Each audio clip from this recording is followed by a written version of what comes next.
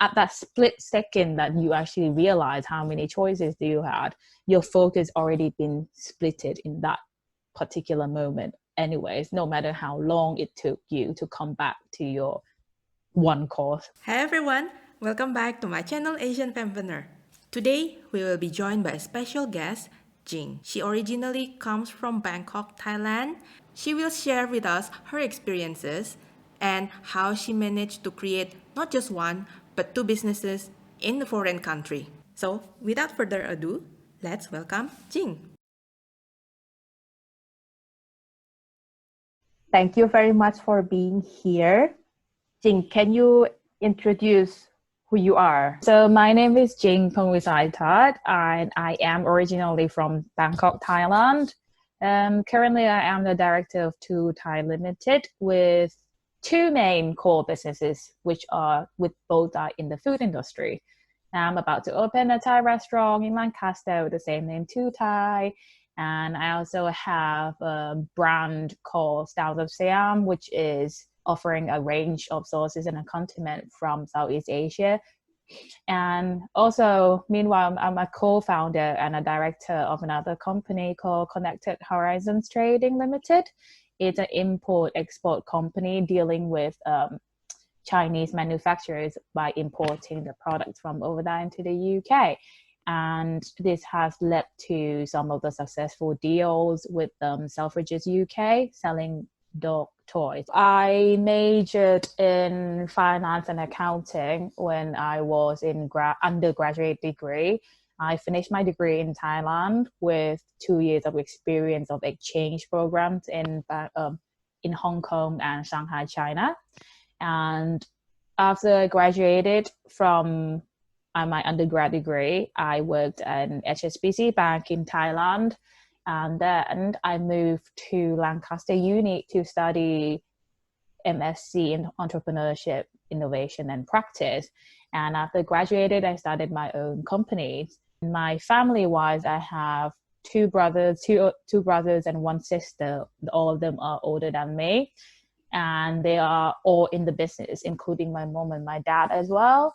My dad is in the real estate business. My mom has a factory in food and drink business too. Specifically, it's like Boba Pro bubble tea. Yeah, she's manufacturing that with the help of my brother, one of my brother, and my sister. And my other brother has cosmetic company of his own. So growing up with this family of that's business-minded, that own businesses, during your childhood, were you always aware of what you want to do when you grow up? Like when I was really young, I wanted to be a doctor, actually. When I was like young, when the teacher asked you what you want to be when you grow up, that kind of thing. But that was just a dream, like a very childhood dream. But then I think a lot of the impact of surrounded myself or grew up in the family that is very business oriented and business minded people, that makes me have a positive impact on having my own business, because mostly it's about the flexibilities and also how they can grow the business from scratch and can be able to support the whole family by doing their own. So they are flexible enough to take us to like holidays from time to time, but then at the same time I see the downside of it, like you have to be stressful almost 24/7 because it's your own stuff. Maybe you don't have a weekend off and all that.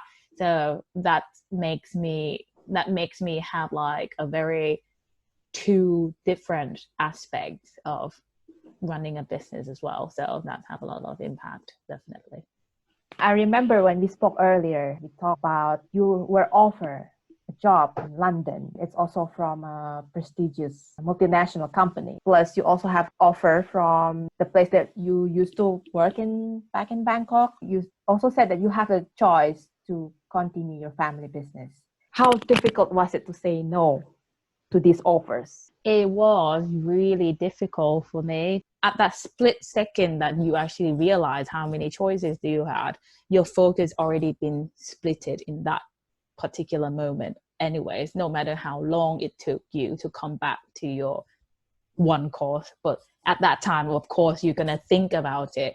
That being said, I think having too many choices sometimes can be a curse and a blessing at the same time.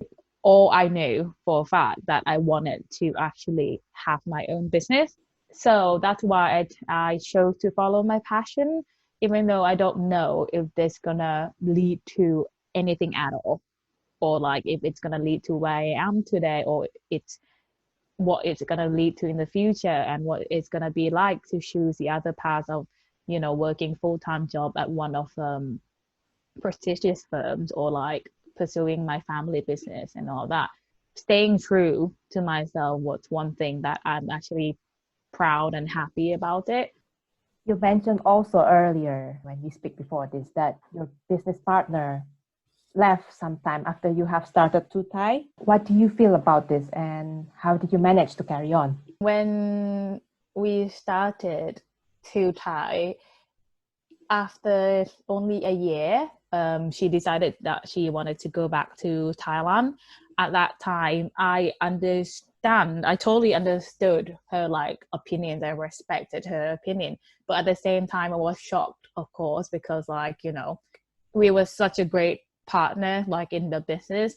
It was a shame, really, for us to stop that. I respect her opinion, so it's fine.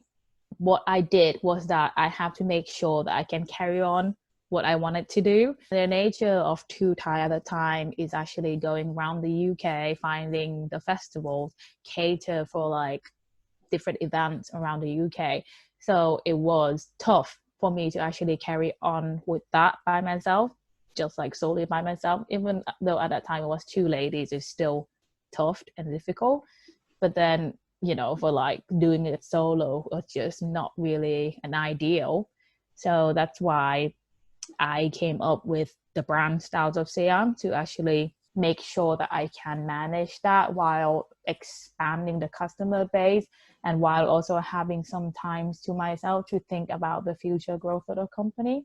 So Styles of Siam came in as a way to cope with this as well, and to take the customer feedback from all the caterings and events that we went to and put it into the bowl sauces.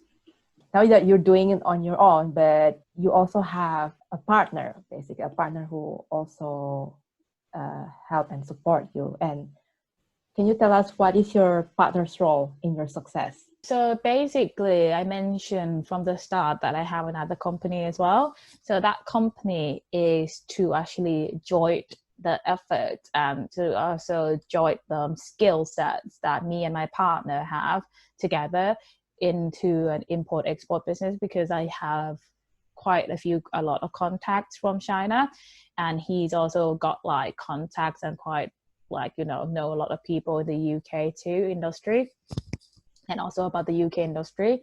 So that's why we joined that effort together to create that company. So that's the first ever thing that we had done together as a business partner and as a partner too. And also he helps me a lot in established Styles of Siam too, like being there for me, supporting me emotionally and mentally, and also driving, because I'm not driving by myself. So sometimes it can be really tough. So he's there for me to like help me drive or go to like festival and all that.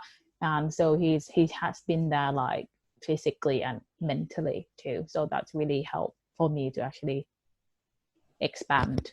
As a woman of Asian descent, and as someone who has built multiple businesses from scratch outside Thailand, did you ever face any funny stereotypes or insecurity?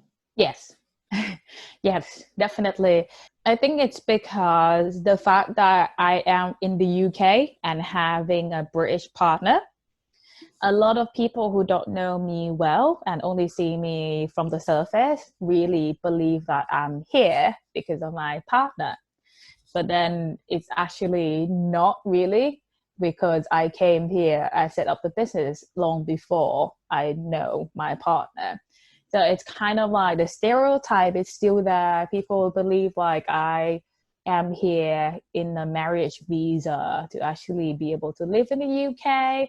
And from that, I started my own business, but it's actually, like I started the business first. So that kind of stereotype is still existing until now, both inside Thailand and outside Thailand. So it's actually one of the challenges as well that I have faced as a Thai lady. But yeah, you can't control, people's mind and thoughts. So, it is what it is, really.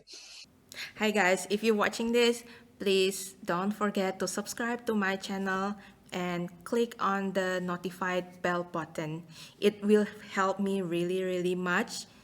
And my goal is to get at least 200 subscribers by the end of June. What tips would you give to someone who want to start a business in foreign environment? The first number one was be prepared. Be prepared is really, really something that you have to understand the word prepare, because I always knew for a fact that having your own business is difficult. Having to keep the business that you started even more difficult, and having to become successful it's very, very challenging. So there's many stages in like business life and lifespans. So it's actually be prepared mentally, physically, emotionally, and every single thing that come at you have to be prepared. Even though it's gonna set you back, push you backward, but you have to be prepared. Be ready for anything and be proactive at it, not just reactive, but be proactive. Response to it before it even hits you. So that is like the major tip. I always said this, but I'm going to say it again: ask for help, because once you ask for the help, you will know that particular person, and that particular person can turn to your friend, turn and become your friend and become your mentor and becomes your network. And that network will start to slowly grow and grow as you expand further and further. So asking for help, and you'll be surprised how much help you can get from people around you, and how happy they are to actually help you, and how you can help the society, and how you can help other people in the same business cycle or in the same society too. It's just a small little trick, but then it actually helps, because once you help one person, you never know how that person can help other person or people around them too. Any words of advice for those who are already starting their business? Don't give up. Never give up. Because like for me, having this business in the UK, there's such a big opportunity that never been explored, of course, because it's land of opportunity that we know in the UK. But then at the same time, it's very competitive and challenging as well. So don't give up no matter what happens. If you want to get into your goal, and if you want to strive towards your certain goals, you have to keep your eyes at it and never lose that focus, because you will be swayed. I got swayed a lot, like having this one particular focus, but along the way there are so many different routes for you to get there. Either like a short one, long one, efficient one, not efficient one, effective one. Oh, there's so many. But then sometimes you got sway, and you be like, oh, what if I change to this one and change the business completely? That kind of thing, it can happen too. But don't give up in what you wanted to do. Even though you want to change it slightly, it's fine, but don't sway too much. So stay on your true self, and like stay on your course, and you'll get there eventually. What are 3 things you would think women need to have to become a successful entrepreneur? Okay. The first thing that just come into my mind is self-love. Self-love is very important, because a lot of not everyone, but I mean a lot of women can actually feel weak sometimes I'm not speaking for every woman in the world, but I'm speaking as a general.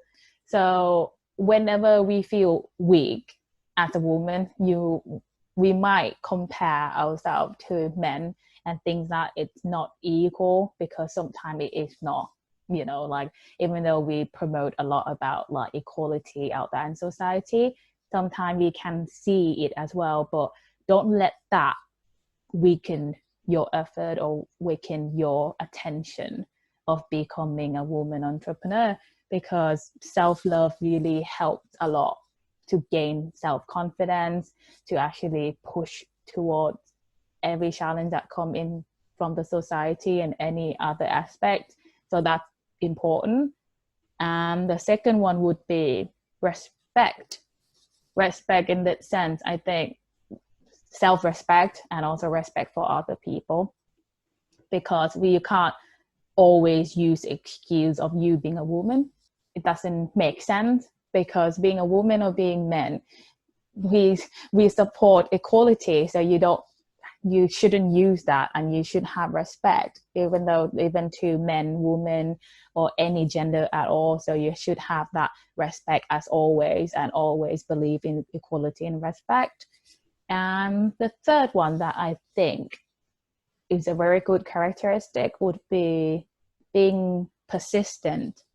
So being persistent about what you do, what you're thinking, and with the scope of doing a good deed, that is what you should have. And so these three characters, I believe, is what not just a woman should have, but everyone should have to become one of the successful entrepreneurs. You used to not really keen with cooking, but now you are doing food businesses and you cook your own food. Yeah. Basically, when I was younger, I had to work in a restaurant, and I have been through all the process in the restaurant, starting from like dishwashing, waitressing, chefing, cooking, cleaning, everything, every part of the restaurant's businesses. And I've been doing that years in, years out, years in and years out throughout. And it was tough. It was really difficult as like a teenager at that time, who wanted to just, spend time with their friends and stuff. But then my part-time job and also my holidays are almost always spent in the restaurant. So I've just had enough of it at that time, of cooking, even the thoughts about anything food related.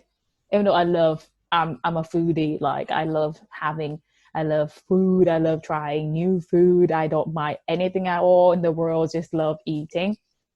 But then because of the nature of the businesses, make that terrified, the thought of having to go in that kind of business, does that actually impact the way that I wanted to cook? Because I already cook when I worked, and I've seen so much food, so I was like, I don't want to cook myself, but I'm okay to go out and eat. And then it changes when I've seen the growth of the restaurant. It's my family business, it's my auntie restaurant. So I was there when she just started it. That was like 10-15 years ago when she just started. So I saw how it actually developed and how it improved step by step. And I was there, and when I saw it becoming successful and it becoming like well known to local community, it made me feel happy, and I very cherished that moment, and it just made me feel content that it actually worked. I wanted to have something that I can say that I built it from the ground up, and I can see its own development too. So that's how it gets to me. Since I moved to the UK, I have to cook by myself anyway. I'm living here by myself and all that. So I had to start like cooking by my own anyway. So that kind of love for food is always going to be there. But the cooking side is just slowly coming back in again, so it's just becoming natural for me that it's my passion to have a successful restaurant. That's all, Jing, the questions that I have for you. Thank you. Thank you for sharing your stories. See you again around. So fast forward to 2022, Jing has since managed to open her two Thai restaurants in Lancaster, UK. We've tried there, it's amazing. I'm very happy for her that her restaurant is finally open.